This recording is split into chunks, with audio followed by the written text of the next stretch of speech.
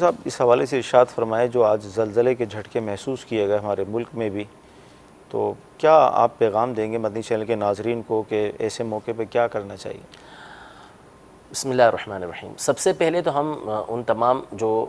متاثرین ہیں عاشقان رسول جن کے ساتھ اس طرح کا معاملہ ہوا، ان کے لیے دعا کرتے ہیں کہ اللہ تبارک و تعالیٰ جو جاں بحق ہوئے شہید ہوئے، اللہ تبارک و تعالیٰ ان کی مغفرت کرے، جو زخمی ہیں اللہ رب العزت جل وعلا ان کو شفاء کاملہ و عاجلہ عطا فرمائے، صحت عطا فرمائے، لواحقین کو اللہ تبارک و تعالیٰ صبر عطا فرمائے۔ اصل میں یہاں پر دو باتیں ہیں، ایک تو رد عمل جو ہمارے یہاں عمومی طور پہ ہوتا ہے، اور دوسرا جو ہے سبق جو ہوتا ہے نا، وہ رد عمل بھی ہمارا بڑا غلط ہوتا ہے، اور اس سے جو سبق کا حصول ہوتا ہے وہ بھی غلط ہوتا ہے ہمارے یہاں پر۔ رد عمل کے طور پہ کیا کہیں گے کہ ہم اس قدرتی آفت کا مقابلہ کریں گے، ہم یہ کریں گے، ہم وہ کریں گے، یا طرح طرح کی باتیں کی جاتی ہیں، یا مختلف چینلز یا مختلف جو سوشل میڈیا پہ سلسلہ چل پڑتا ہے اور بس ایک نیوز پھیلاتے چلے جاتے ہیں، ایک سنسنی پھیلا دیں گے، آگے سے آگے بڑھنا، نئی سے نئی بات بتانے کی کوشش کرنا۔ حالانکہ ایسے موقع پر ہمیں نبی کریم صلی اللہ علیہ وسلم کی سیرت طیبہ پر غور کرنا چاہیے کہ جب ایسے معاملات حضور سرور دو عالم صلی اللہ علیہ وسلم کی زندگی کے اندر پیش آتے تو آپ علیہ السلام کیا عمل کیا کرتے تھے، وہی ہمارے لیے آئیڈیل ہیں۔ تو حضور علیہ السلام کی سیرت طیبہ یہ تھی کہ تیز ہوا چلتی نا، حالانکہ آپ قطعی جنتی ہیں، مالک جنت ہیں، اور آپ ہی جو ہے وہ قاسم جنت ہیں، آپ ہی جنت کو بانٹیں گے، لیکن تیز ہوا چلتی تو حضور علیہ السلام کی چہرہ مبارکہ متغیر ہو جاتا تھا، اور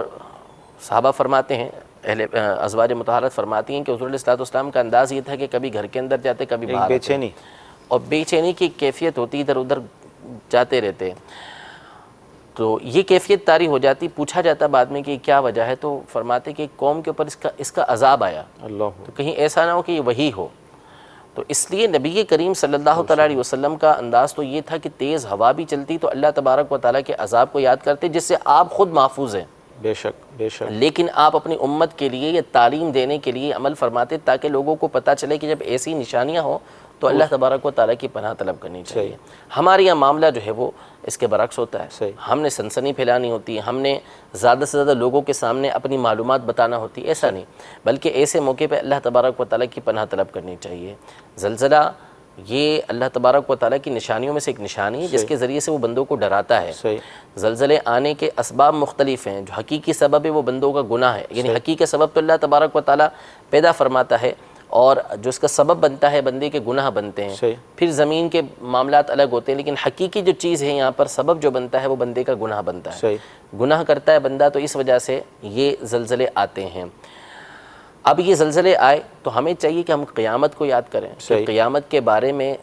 احادیث طیبہ کے اندر، قرآن پاک کے اندر اللہ تبارک و تعالیٰ نے زلزلے کا ذکر فرمایا کہ قرب قیامت جب ہوگی، جب قیامت آئے گی تو اس وقت زلزلہ برپا ہوگا، بڑے بڑے پہاڑ جو ہے وہ اڑ رہے ہوں گے روئی کے گالے کی طرح۔ القاریۃ ما القاریہ وما ادراک ما القاریہ یوم یکون الناس کالفراش المبثوث وتکون الجبال کالعہن المنفوش، یعنی وہ جو قیامت جب آئے گی تو پہاڑ جو ہے وہ دھنی ہوئی روئی کی طرح اڑ رہے ہوں گے۔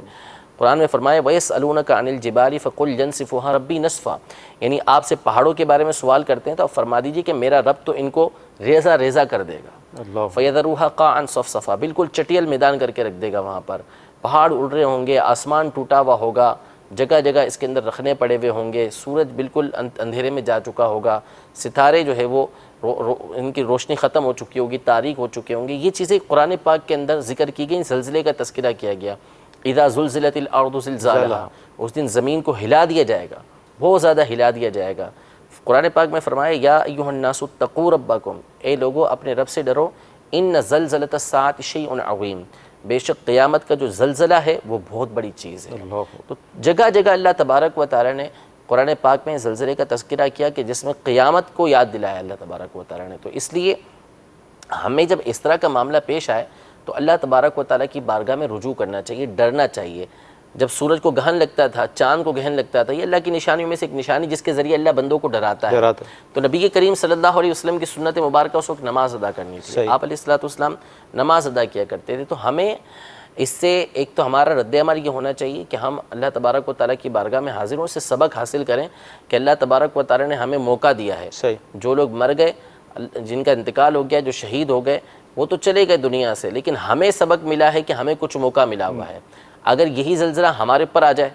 تو وہ بھی اسی طرح خوش باش بیٹھے ہوئے ہوں گے، کون پتہ نہیں کس حالت کے اندر ہوگا، صحیح بات، کون کیا کر رہا ہوگا، کون نیکی میں ہوگا، کون گناہ کے اندر ہوگا، ان کو تو پتہ بھی نہیں چلا، موقع نہیں ملا، جھٹکا آیا اور وہ دنیا سے چلے گئے۔ تو ہم سے کون سا پوچھ کے آئے گا زلزلہ کہ میں آ رہا ہوں؟ صحیح، ظاہر سی بات ہے زلزلے نے آنا ہے، اور ہو سکتا ہے کہ وہ دیوار ہمارے اوپر ہی گرے، ہم اپنی حالت دیکھ لیں کہ اس وقت ہم کیا کر رہے ہیں۔ اللہ، تو اس لیے ہمیں یہ سبق حاصل کرنا چاہیے کہ اللہ تبارک و تعالیٰ نے اگر ہمیں موقع دیا ہے تو ہمیں اس سے ڈرنا چاہیے۔ ایک تو اپنی عاقبت کی تیاری کرنی چاہیے، اپنی آخرت کی تیاری کرنی چاہیے۔ دوسرا، اس میں یہ ہونا چاہیے کہ ہمیں بڑھ چڑھ کر مسلمان بھائیوں کی مدد کرنی چاہیے، صحیح، اپنے مسلمان بھائیوں کے کام آنا چاہیے۔ تو اس کے لیے الحمدللہ دعوت اسلامی بھی آگے بڑھ چڑھ کے کام کرتی ہے، صحیح، اور ہمارا ایک سلسلہ ہے پورا اس حوالے سے کہ لوگوں کے اندر جا کر اس حوالے سے بھی کام کرتے ہیں۔ تو اعلان جب ہو دعوت اسلامی کی طرف سے تو ضرور دعوت اسلامی کے ساتھ تعاون کریں، تاکہ آپ کا جو اسباب وغیرہ ہے وہ وہاں تک پہنچائے جا سکے، تو مسلمانوں کی مدد کا ذہن بنائیں۔ احادیث طیبہ کے اندر خاص طور پر اس حوالے سے تاکید کی گئی ہے صحیح۔ کہ ایسے موقع پر مسلمان کی خصوصی مدد کرنی چاہیے۔